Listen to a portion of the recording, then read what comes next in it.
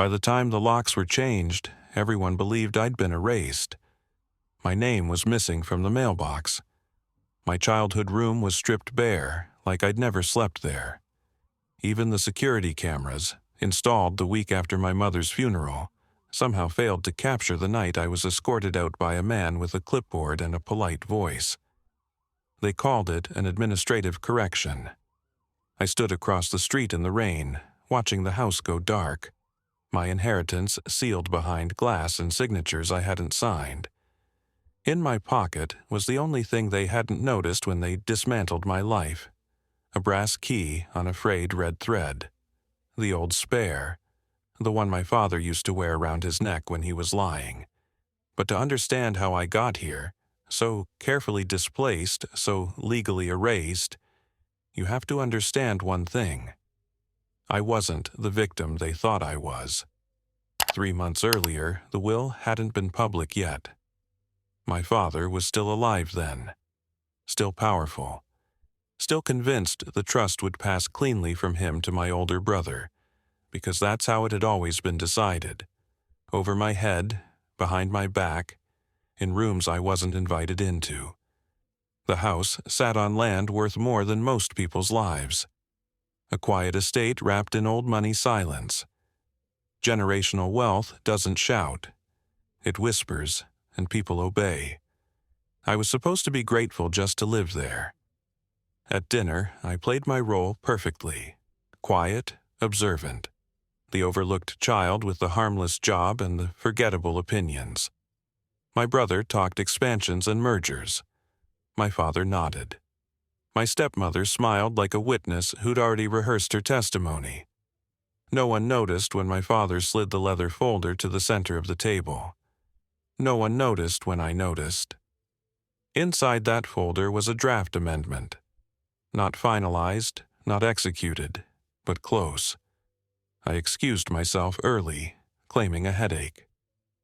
Upstairs, I stood in my father's study, the safe still open behind his desk.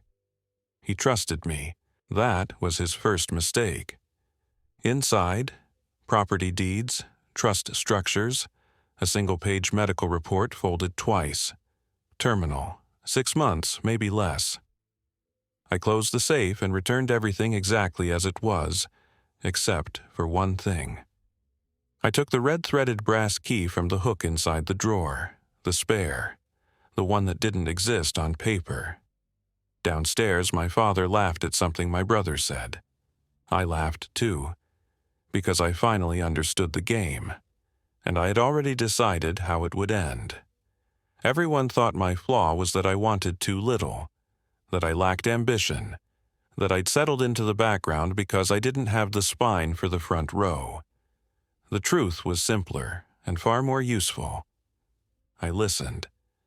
In our family, power never announced itself. It leaked through side conversations, paused glances, the way decisions were made before meetings ever happened. My brother believed authority lived in volume. My father believed it lived in tradition. My stepmother believed it lived in paperwork. I believed it lived in timing. After my mother died, the house changed, not dramatically, just enough to notice if you were paying attention.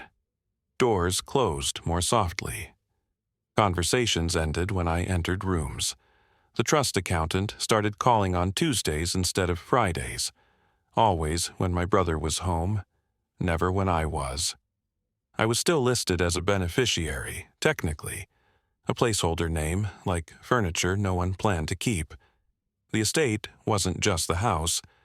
That's what outsiders never understood. It was the land, the shell companies holding it, the old mineral rights grandfather never sold, the trust layered so thick you could suffocate inside it. And my father controlled all of it. Or so he thought. At breakfast, I poured coffee and asked harmless questions. At dinner, I let my brother explain things to me that weren't meant to be explained. Late at night, I memorized footsteps. Who walked where, who checked which locks, and always I wore the red thread around my wrist, my mother's old habit. a superstition she swore kept secrets tied where they belonged. No one ever asked why I never took it off. When my father's cough worsened, the lawyers started visiting more often. Polite men, expensive shoes, always carrying folders they never opened in front of me. That was fine. I didn't need to see the documents. I just needed to know when they moved. The night I took the key, I didn't rush. I didn't celebrate. I didn't even smile. Because villains don't make noise at the beginning. They wait. And I was still waiting for the moment they'd make their first irreversible mistake. The mistake came sooner than I expected. It arrived disguised as mercy. My father collapsed on a Thursday morning. Not dramatically, no ambulance lights, no whispered prayers, just a quiet fall in the hallway outside his study, the sound of bone against marble, and my stepmother's scream arriving half a second too late. By evening, the doctors were gentle with their words, aggressive, advanced. We'll manage comfort. 6 months became weeks. That's when the house filled with people who had never cared about us but suddenly cared very much about signatures. The lawyers returned. The accountant stayed late. My brother canceled trips, moved into the guest wing, and started calling the estate his responsibility instead of Dad's. And me? I was told to rest. "You've been through enough," my stepmother said, squeezing my hand like a camera flash. "We'll handle the heavy things." That was the moment I knew. They were going to cut me out early, not legally, not yet, but functionally. Decisions made without me. Access narrowed, conversations lowered. The same old play, accelerated by a ticking clock. So I changed the timing. 2 nights later, while my father slept under morphine and lies, I used the brass key. The spare slid into the back study door like it had been waiting. Inside, the safe was locked. But the code hadn't changed in years. People like my father believed consistency was the same thing as security. I didn't take documents. I didn't photograph anything. I rearranged. One trust amendment moved beneath another. A medical addendum placed where a lawyer would see it first. A handwritten note, my father's, left face up instead of folded. Then I did the most important thing. I sent an email from my father's account. Short, courteous, urgent. We need to finalize before I lose capacity. Bring the revised draft, include all beneficiaries. I signed it the way he always did, left-handed. Slight tilt on the last letter. The totem. By morning, the house was humming. By noon, the lawyers were nervous. By nightfall, everyone believed my father had changed his mind, including my father. He looked at me once that evening, really looked, and frowned, like he was trying to remember a word he'd misplaced. I smiled and held his hand. "Don't worry," I whispered, "I've got it." And for the first time, that was true. The problem with rewriting reality is that reality fights back. The lawyers arrived the next morning expecting a dying man and a straightforward signing. What they found instead was confusion. Carefully staged, professionally alarming confusion. My father was lucid, but not consistent. One moment he insisted everything had already been decided. The next, he asked why my brother was sitting at his end of the table. The lead attorney hesitated. That hesitation was everything. Capacity isn't lost all at once. It blurs. And blur is dangerous. "I want this done today," my father said, tapping the folder with shaking fingers. "Before I forget again." My brother stiffened. "Dad, we talked about this. You wanted more time." Did he? The documents on the table suggested otherwise. I watched the room shift. The lawyers weren't taking sides. They were calculating risk. A rushed signature could be challenged. A delay could invalidate intent. That's when my stepmother made her move. She suggested a private conversation. Just her, my father, and counsel. I smiled and stood. "I'll leave too," I said gently. "I know this is a lot." She looked relieved. That was her second mistake. I didn't go far. I sat in the hallway, counting breaths, listening through the thin wood of a house built long before privacy mattered. Inside, voices rose and fell, persuasion disguised as concern, urgency framed as protection. But my father's voice, weak, stubborn, cut through. "She's still my daughter." Silence. Then the lawyer's voice, careful and neutral. "Legally, she must be included if this proceeds today." That was when my stepmother pushed too hard. "She doesn't need control," she said. "She'll be taken care of." Taken care of. The phrase snapped something in my father's mind. I heard the change immediately, the way his breathing shifted, the way his voice steadied just enough. "No," he said, "she gets it in writing." The door opened. My stepmother smiled like nothing had happened, but her eyes didn't touch mine. By evening, the signing was postponed, not canceled. Postponed with conditions, medical evaluations, independent witnesses, safeguards, delays.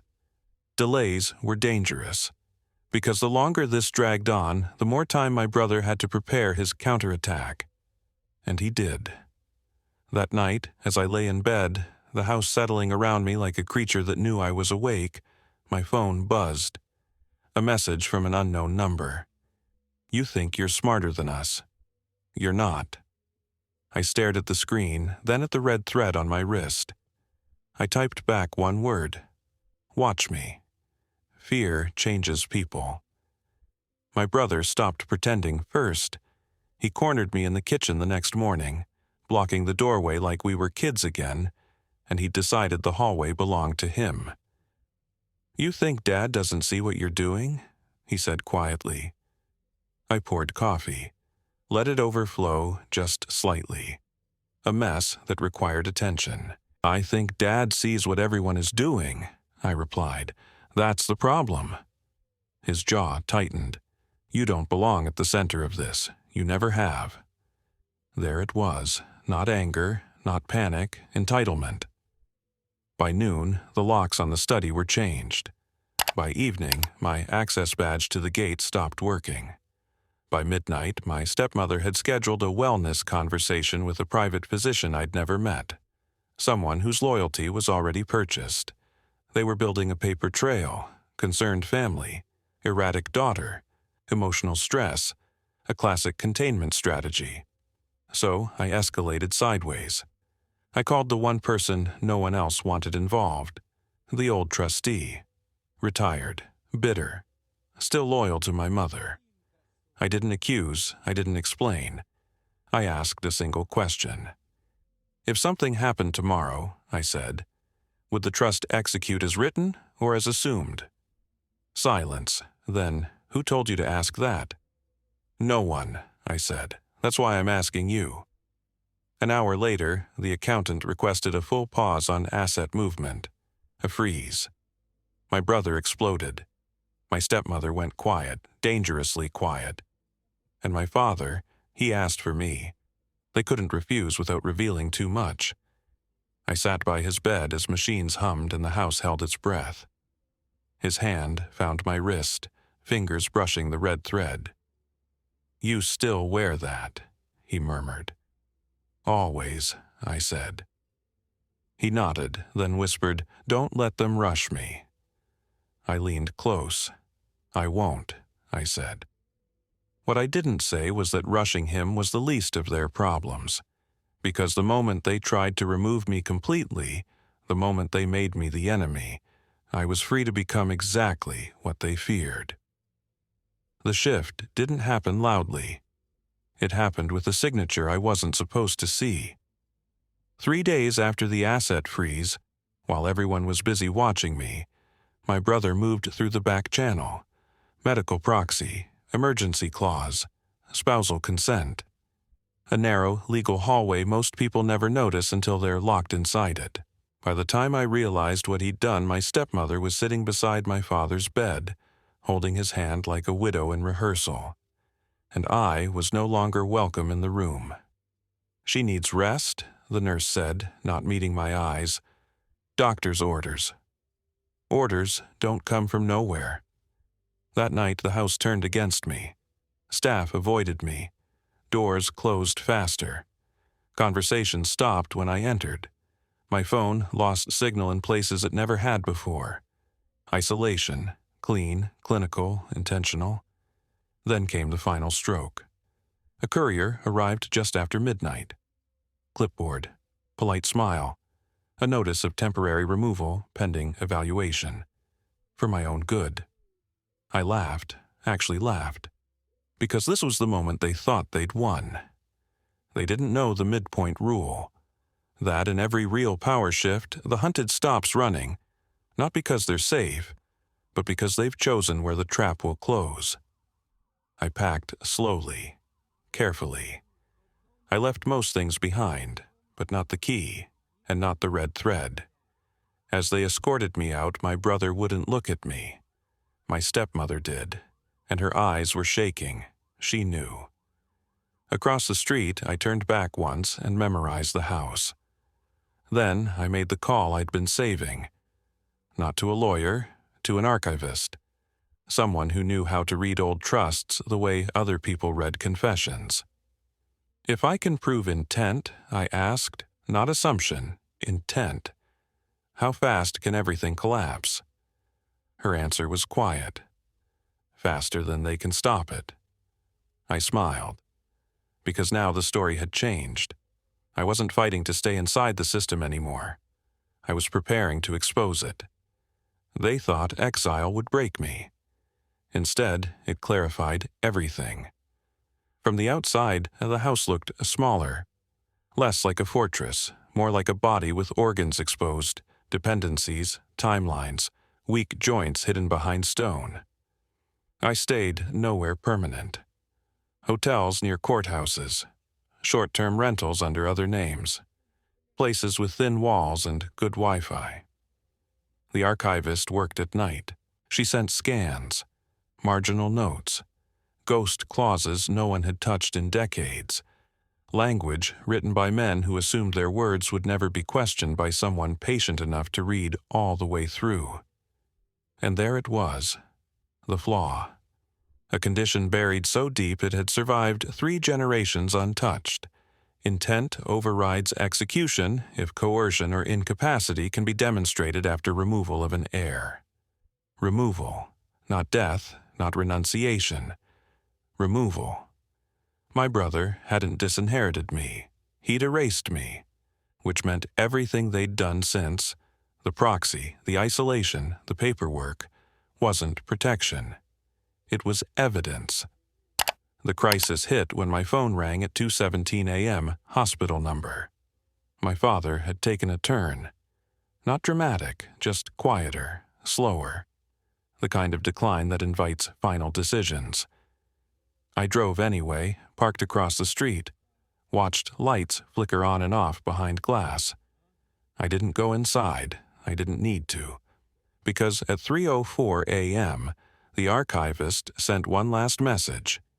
If you move now, they can't stop it. At dawn, the emergency injunction was filed. By noon, the trust was frozen globally. By evening, subpoenas were issued for emails, medical directives, security footage, and at nightfall, my brother finally called. His voice wasn't angry, it was afraid. "What do you want?" he asked. I looked at the red thread around my wrist, the brass key warm in my pocket. "I want the truth on record," I said, "and I want you to understand something." Silence. "You didn't remove me to protect Dad," I continued. "You removed me because you knew I was watching." He hung up. Good, because the final collapse doesn't happen during the fight. It happens when everyone realizes the fight is already over. Once the injunction landed, everyone disappeared. Not dramatically, no screaming voicemails, no public accusations, just silence. Thick, professional, weaponized silence. The kind used by people who know every word they say can be used against them. My stepmother withdrew from the hospital wing. My brother stopped answering calls. Even the lawyers went quiet, suddenly conflicted, suddenly unavailable. I was alone in a borrowed apartment overlooking a parking lot that smelled like rain and oil. That's when the documents started arriving. Not from my side, from theirs. Leaked memos, internal emails, drafts of drafts, messages sent too late at night by people who believed they were untouchable. One email stopped my breath. A security contractor explaining how camera footage from the east hallway had been accidentally overwritten the night I was removed. Another, worse, a message from my stepmother to the physician. She's perceptive. If she's present, he hesitates. We need consistency. Consistency.